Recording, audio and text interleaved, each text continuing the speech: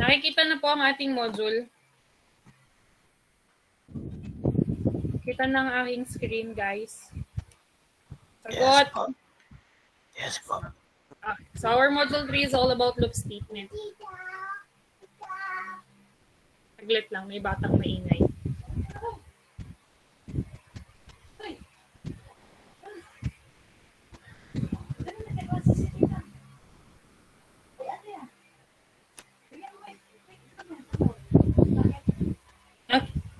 So sabi nyo, according nga sa inyo, si loop statement is allows us to execute a group of statement or block of statement multiple times or madaming beses, sabi nyo nga.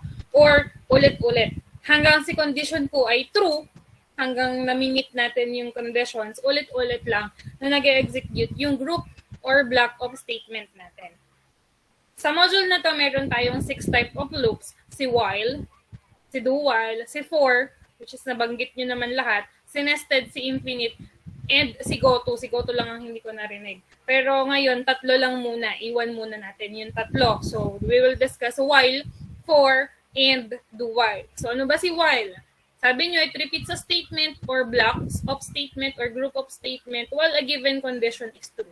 Halos lahat naman sila ganon. Hanggang yung condition is true, ulit-ulit natin i-execute kung ano man yung statement na nasa loob niya. So, sabi nyo, i-test the condition before executing the body. So, iti-test muna natin yung condition. If the condition is true, i-execute natin yung statement. Okay, mamaya natin i-discuss kung anong difference niya sa do while. So, for the syntax kay while, we have the keyword na while, of course, and then yung condition. So, sa condition, gumagamit ulit tayo ng relational operator. You have the less than, greater than, equal to, less than, equal to, not equal, tsaka equal. Hindi kasama si equal. Pwede din pala si equal. So, yun. Gagamit tayo ng mga relational operators dun sa loob ng condition. And then, we have the open and close curly braces to determine kung ano man yung code block or yung group of statement na nasa loob ng while. Meaning, ano ba yung i-execute nating statement pag na-meet natin yung condition. So, yun yung statement na nasa loob. Okay po, punta tayo kay Deb. Ito yung example. Run muna natin. Okay. So, ang output natin is value of A 0, value of A 1, hanggang value of A 20. Okay? Pero dun sa code natin, hindi po tayo magsi-see out ng 21 times na value of A. So, wala po tayong see out na 21 na see out. We only have one see out, pero yung value of A na yan is paulit-ulit nating napalabas ng 21 times mula 0 hanggang 20. So, yun yung tinatawag natin loop, no? Yung ulit-ulit siyang nag-execute. So, paano natin napalabas yung value of A mula 0 hanggang value of 20 kung hindi tayo nag-see out ng 20 times? So, ganun po siya. Again, using while. Pag may bata kayong naririnig, pagpasensyahan nyo na lang. Pamangkin ko yun. Iisang taon ko eh. So, we have here variable A na ang data type is int. So, integer siya. Isa lang yung variable natin dito. So, pansinin nyo, isa lang po yung cout natin. Pero ulit-ulit natin yan papalabasin. So, paano po? So, while, and then ito yung ating condition. While si A daw is less than or equals to 20. So, hanggang si A daw is less than or equals to 20, we will execute this statement. So, ano po ba yung statement? We have value of A, and then we have the A na variable, kung ano man yung laman ng variable.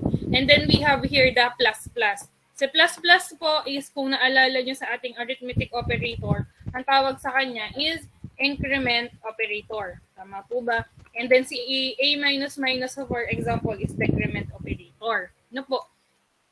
So, ang gamit natin is increment operator. We have here A, again, na variable, and then wala tayong dineclare sa kanyang initial value. So, by default, siya ay mag-start with 0. Kung may nilagay tayong is equals to 5, mag-start siya with 5. Pero since wala tayong nilagay sa kanyang value, by default, siya ay mag-start with 0. So, 0 yung laman ng ating A. Ngayon, i-check natin sa condition kung si A ba is less than or equals to 20. Since true, dahil si A po natin is 0, we will execute this statement. Value of A, and then kung ano man yung laman ng ating A. So, ano ba yung laman ng A natin, we have 0. So, nung nirun natin, yung unang statement is value of A, 0. Okay po. And then, we have here plus plus. Meaning, yung A natin is mag-a-add tayo ng isa sa kanya. Kung naalala nyo po yung purpose ng increment operator, mag-a-add tayo ng 1. So, yung 0 ngayon, nag-plus 1 tayo, we will have 1. Ngayon, i-check natin if si 1, yan na yung laman ng A natin eh, if si 1 is less than or equals to 20. Since si 1 po is less than or equals to 20 pa, i-execute ulit natin itong statement. Ano na yung statement? Value of A, ano na yung laman ng A? We have 1. So, ito na yun. Nandito na tayo sa second output. Next, si 1 ay nag-increment ulit. Yan, may plus plus ulit tayo dito. So, yung A ngayon, nadagdagan ulit. So, we have 2. So, check ulit natin kung si 2 is less than or equals to 20. True pa ba yung condition natin? Since true ulit, we have value of A, 2. Tapos, increment ulit si A. So, yung 2 natin, nag-plus 1 ulit, we have 3. So, 3 na po yung laman ng ating A. Check natin kung si 3 ba is less than or equals to 20 pa. Since true, execute ulit natin to. We have value of A, 3. Increment ulit. Yung 3 ay naging 4 na. And so on and so forth hanggang makarating po tayo kay 20. Okay po. So, dito tayo sa value of A, 19.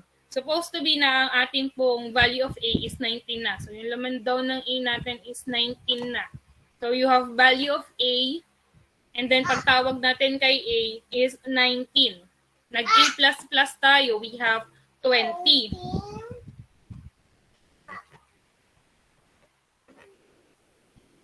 Si 20, pagdating dito, check natin kung si 20 is less than or equals to 20 pa. Since may equal tayo, true pa din yung condition natin. So, you have value of A, 20. And then, we have here A++. So, si 20, nag-21. Tama po ba? Nung nag-21 si A, pag-check natin ng condition, si 21 po is no longer less than or equals to 20. So, ibig sabihin, hindi na to mag-execute kasi nag-false na yung condition natin. Since wala naman nang kasunod yung program natin after ng loop, so tapos na po yung ating program. Naintindihan mga kaibigan, ipakita ko na ang huling laman ng A is 21. Ano po? \n lang muna tayo. Yan. Nung nag-false na po yung condition natin, nung 21 na yung A natin, hindi na po uulit yung loop. Kuha po si while loop. Sige, question.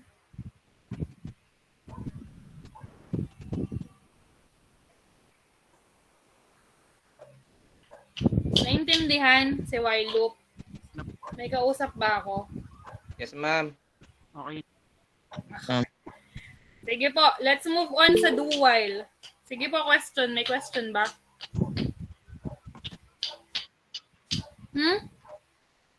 Okay. Let's move on sa do while, mga kaibigan. Si do while po, it's the same thing with while. May while pa din na word. It's just that, sabi nyo nga, i-execute muna yung statement nasa na si do while. Yan. I-execute muna yung statement bago natin itetest si condition. Okay po, ganun siya. Statement muna bago yung condition. Unlike with the while, condition muna bago yung statement. Okay? Baliktad lang. Kaya while, i-check muna natin kung yung condition ay true. Pag true, tsaka natin to i-execute.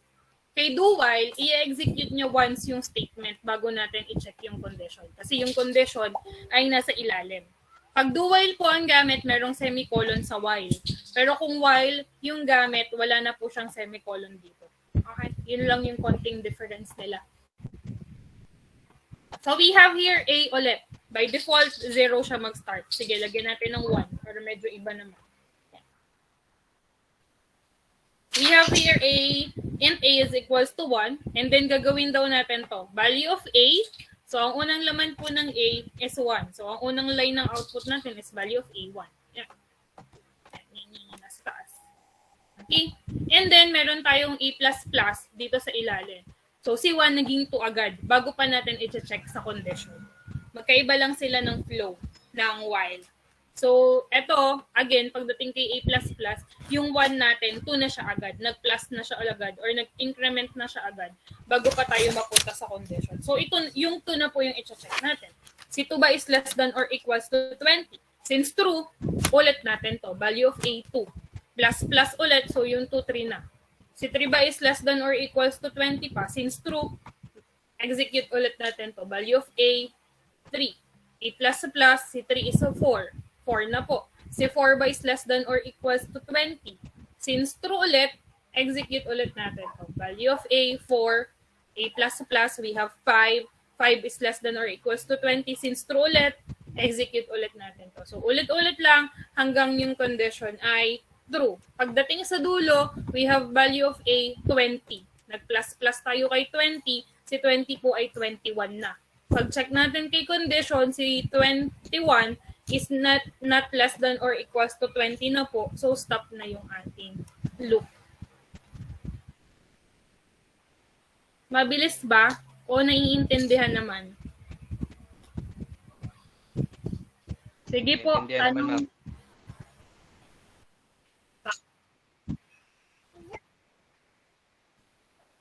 Okay. Okay. Sige po. Tatanong ko yan sa inyo. Tapusin lang muna natin yung for loop. No. Kaya mag-alala. Pupunta tayo dyan. And the last part or last type of loop na i-discuss natin ngayon is si for loop. Balikan ko yung tanong nyo. Discuss ko muna si for loop. Okay.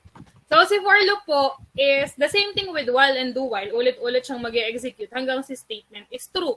Sabi nyo, si for loop is may 3 types. Si initialization, si condition, tsaka si increment or si decrement. Yeah. We have the parts of for loop. We have the initialization, kung saan tayo mag-i-initialize ng variable. We have the condition, and we have the increment. Lahat naman yan may initialization, condition, tsaka increment. It's just that a for loop, sama-sama po siya sa loob ng parentheses. Okay, yun lang yung difference sa syntax. So we have the keyword ng for loop, and then we have the open and close parentheses. Sa loob ng parentheses, sama-sama doon yung initialization, yung condition, tsaka yung increment, separated by semicolon. And then, syempre, meron ulit tayong open and curly brace, and then we have the statement. So, balik tayo sa dev. Mas madali mag-explain sa dev. Yan. So, ganun pa din yan. Value of A1 hanggang value of A20 using for loop nga lang. Okay. So, ito yung initialization na tinatawag natin. Dito tayo nag-declare ng variable. We have int a is equals to 1. Kay while, dito po tayo nag-declare ng variable. Tama pa? So, kay for loop, kung ang variable is gagamitin lang natin sa loob ng loop, dito natin siya i-declare sa loob ng for loop. The problem with this one, si A po sa labas ng for loop ay hindi na natin kilala. Kasi naka-declare lang to sa loob ng for loop. So, hindi na natin siya magagamit sa labas. Kung meron po kayong variable na int a dito sa labas, and then may a ulit kayo dito sa labas niya, ang tinutukoy natin na a na to is ito. Iba yung a sa loob ng for loop. Pero syempre, hindi naman tayo magba-variable ng magkapangalan. Nalilito naman tayo dyan. So, yun ganun siya, mga kaibigan. Yung variable na a, igagamitin lang natin siya sa loob ng for loop. Sa labas ng for loop, di na siya kilala.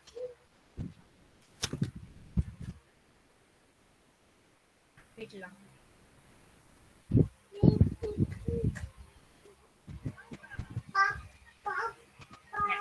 And then yung condition natin ay naandito. Si while tsaka kay do while, nasa tabi siya ng while. Tapos ito lang yung nasa loob ng parentheses. So kay for loop siya po ay nasa gitna. Ayan. So yan pa din yung condition. And we have the increment sa dulo. Kay while tsaka kay do while, ang increment po ay nasa na po. Ang increment po ay naandito sa statement. Yan. So, kay for loop, no need na isama to sa loob ng statement dahil nandito na po siya sa loob ng parentheses. Yan. Yun lang yung difference ng syntax. So, ganun pa din naman yung logic niyan. Ang initial value ng ating A is 1. So, we have here value of A, 1.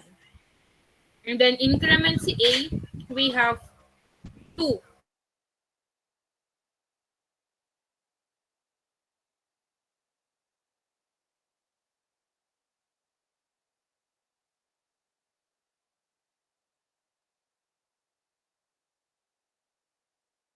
to 20 pa.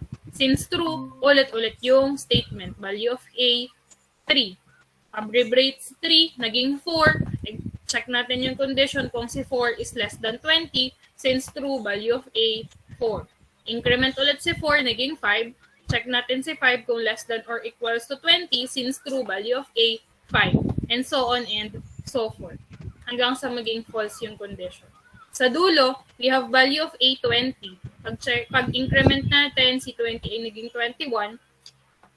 Check natin kung si 21 is less than or equals to 20 pa.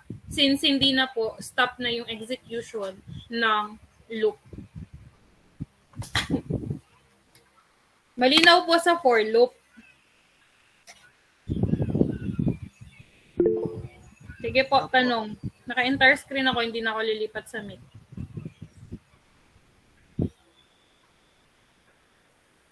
Okay. Ano po? Ako ang magtatanong kung wala kayong tanong. Sige.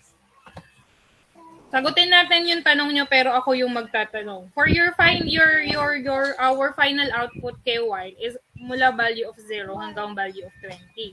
Sige po. Gawin natin itong mula value ng 20 hanggang value of 0. Pabaliktad. 20, 19, 18, 17, 16, 15, and so on and so forth hanggang 0. So, paano po yung magiging construction or paano yung logic ng ating program? Anyone?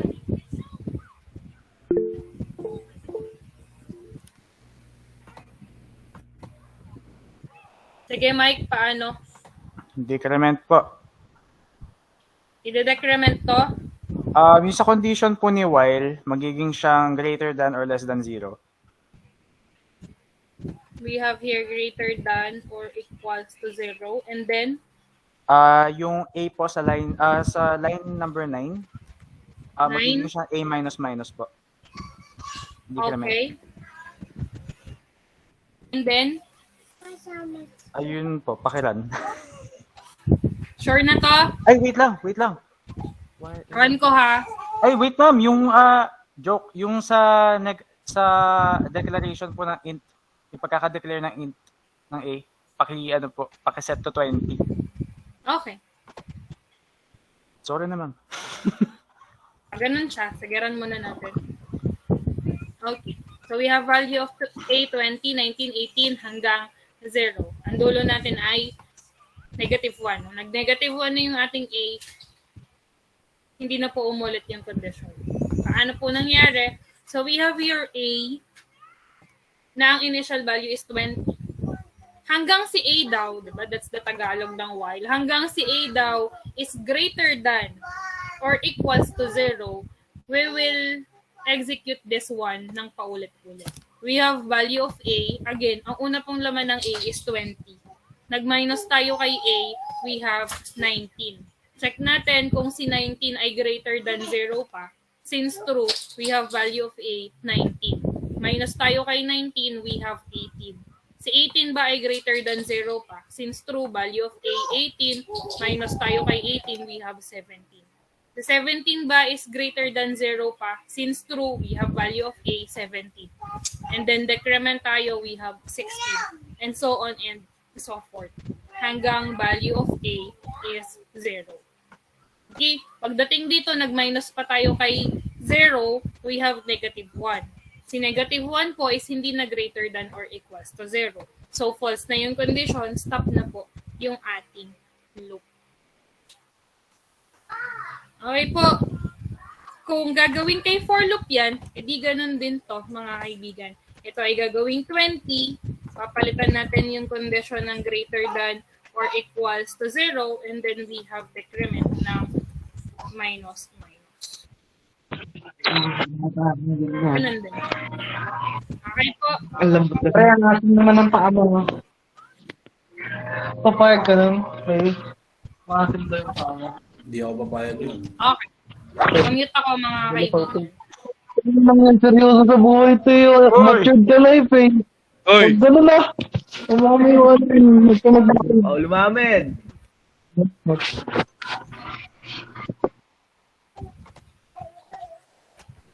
Sino ba iyon? Paulo Mamen. Okay. Sige po. Let's continue, guys.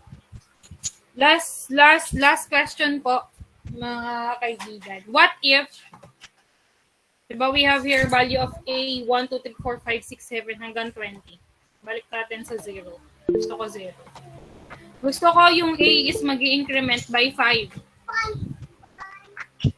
You have here A is equals to 0, value of A 0, value of A 5, value of A 10, value of A 15, and value of A 20.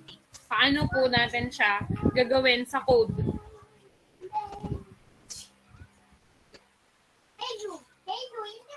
Sabi nyo, yung plus plus is for increment operator. Mag-i-increment lang tayo ng 1. Yung minus minus is magde-decrement tayo ng 1. What if ang gusto ko is mag-a-add tayo ng 5? Ang output natin ay 0, 5, 10, 15, and 20. Anong gagawin natin? Anyone?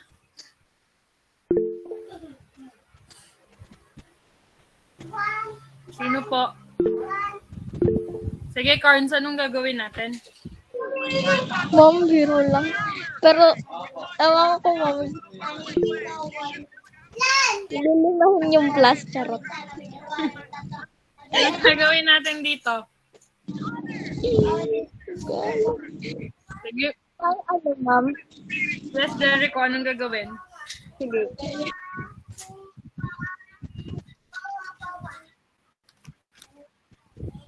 Sa line 8, sa C out, anong gagawin?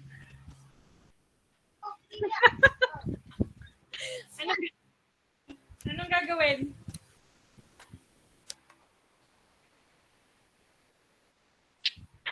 Che, walang gagalawin sa C out. Anong Ma'am. gagawin? Ma'am. Anong gagawin? Ano po? Ma'am, may sinasabi si ano, ma'am? Si Lebas. Paano? Kaya mo na yan. Ano po? A plus 5 daw. A plus 5?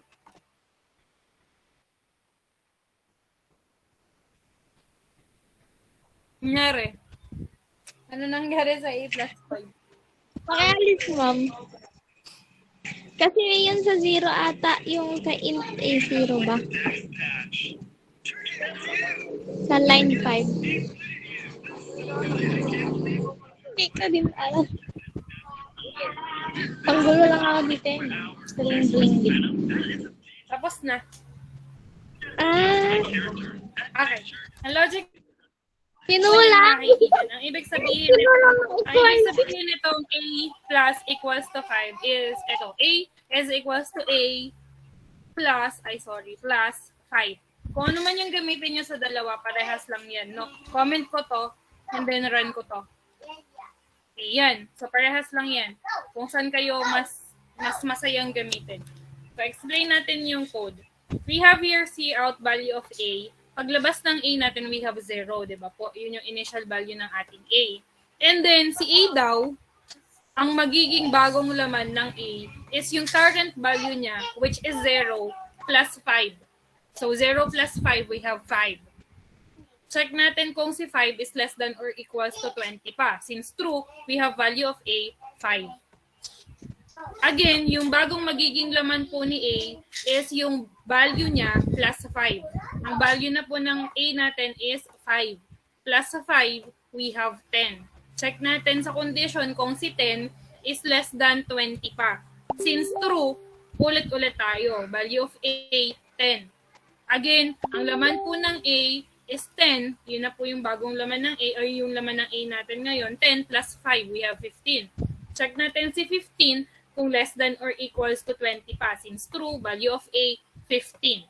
And then, again, si A daw ngayon is equals to 15 plus 5.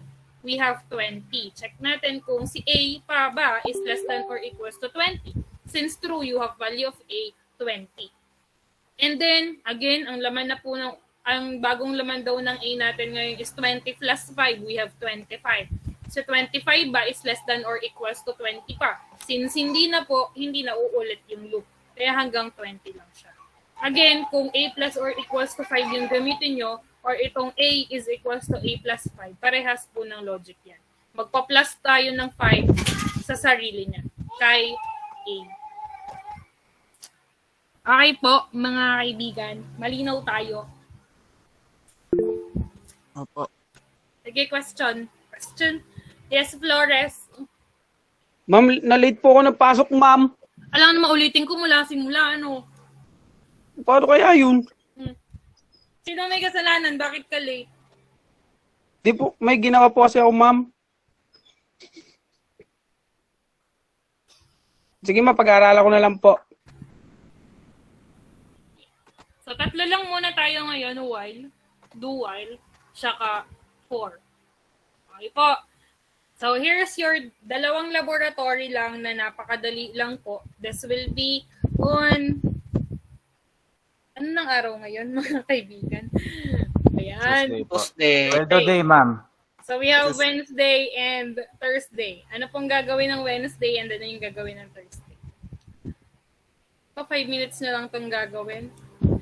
So, for your lab 7, if I'm not mistaken, create a simple program using for loop that will convert 1 feet to 40 feet into meters. So, for your lab 7, we don't have user's input. Magde-declare lang tayo ng variable na may initial value na 1 and then uulit yung loop natin hanggang 40. Tama po, yan.